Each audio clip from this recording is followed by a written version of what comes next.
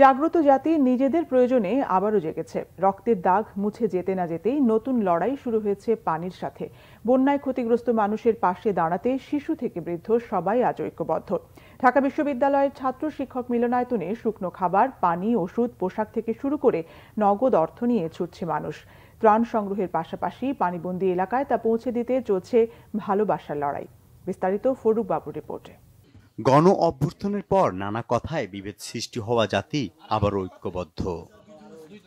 ভারতের সীমান্ত লাগোয়া ফেনী জেলায় আগ্রাসী রূপ ধারণ করেছে বন্যা। অকল্পনীয় বন্যায় ডুবে গেছে কুমিল্লা, নোয়াখালী, চট্টগ্রাম সহ 11টি জেলা। এসব এলাকার মানুষের বিপদে নীরবে বসে নেই কেউ।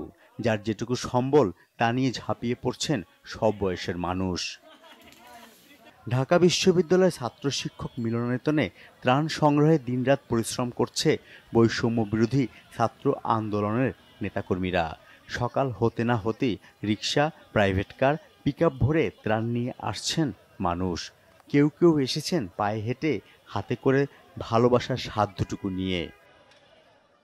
বানবাসী মানুষের আর্তনাদ দেখে অবুঝ হৃদয়ে লেগেছে কষ্টের দাগ। নিজের সঞ্চয়ে রাখা সামান্য অর্থ নিয়ে ছুটে এসেছে বন্যার্তদের সাহায্যে। মানুষরা ফ্লাড হচ্ছে, মরে যাচ্ছে, এটা ভালো লাগছে না দেখে। সেটা হলো আমার সালামি টাকা, আমি ওটা দিয়েছি, আর আমার এটা করতে আমার অনেক ভালো লেগেছে। আমার স্কুলের ফ্রেন্ডদেরও বলছি যে আসো, সবাই মিলেই কাজ করি। ধর্ম ও রাজনৈতিক মতাদর্শকে বাইরে রেখে নিজেদের সাহায্যে নিজেরাই হাতে হাত রেখে গড়ে ওঠা এই নতুন বাংলাদেশ নিয়ে গর্ব করছেন সবাই। এটা অভূতপূর্ব বাংলাদেশ, এই বাংলাদেশই আমরা চেয়েছিলাম।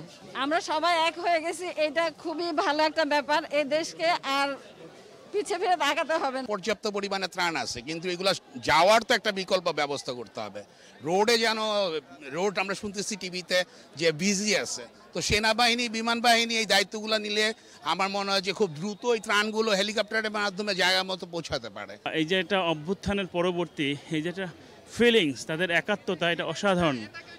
আমরা যে ইউনাইটেড, এটা আবারও আমরা প্রমাণ করলাম।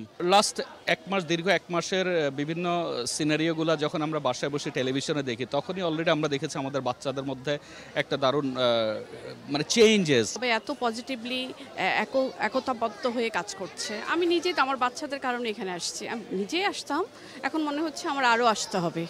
ত্রাণের কমতি নেই টিএসসিতে, তবে এসব নানা ধরনের পণ্য বন্যা দুর্গত এলাকায় পৌঁছে দেওয়াকে চ্যালেঞ্জ দেখছেন সমন্বয়করা। রাস্তা উঁচা নিচা জায়গার জন্য ট্রলারের জন্য খাবার যাইতে পারতেছে না, অন্তত হেলিকপ্টারে যদি খাবারগুলো যায় তাহলে অন্তত যে আশ্রয়কেন্দ্রগুলো আছে সেই আশ্রয়কেন্দ্রগুলোর মধ্যে যদি খাবার আর পানি না দেয়, ফেনীর মানুষ মারা যাবে। আমরা আগে যে অঞ্চলগুলো বেশি ক্ষতিগ্রস্ত, সেখানে আগে খাবার পাঠানো বা বিশেষ করে কাপড় এগুলো পাঠানোর চেষ্টা করতেছি। পর্যাপ্ত পরিমাণ ত্রাণ কিন্তু সংগ্রহ আছে, কিন্তু আমরা পাঠাতে পারতেছি না। আমাদের গাড়ির সমস্যা এবং অনেক রাস্তাঘাট উপরে পানি, হাই রোডের উপরে পানি, তো অনেক রোডের উপরে কিন্তু বড় বড় গর্ত হয়েছে, আমরা যতটুকু খবর পাইছি। তো বড় বড় গাড়িগুলো কিন্তু সেক্ষেত্রে যাইতে পারতেছে না। বিনীত অনুরোধ জানাবো, আমাদের বেশ কিছু হেলিকপ্টার দিলে আমাদের ত্রাণ কার্যক্রম অনেকভাবে সহজেই চলে যেতে পারে। কাপড়, খাবারের থেকে ওষুধ, স্যানিটারি ন্যাপকিন, ডায়াপার সহ টর্চলাইটের প্রয়োজনীয়তার কথা জানান বৈষম্য বিরোধী আন্দোলনের সমন্বয়করা। ফরুক বাবু, বাংলা ভিশন, ঢাকা।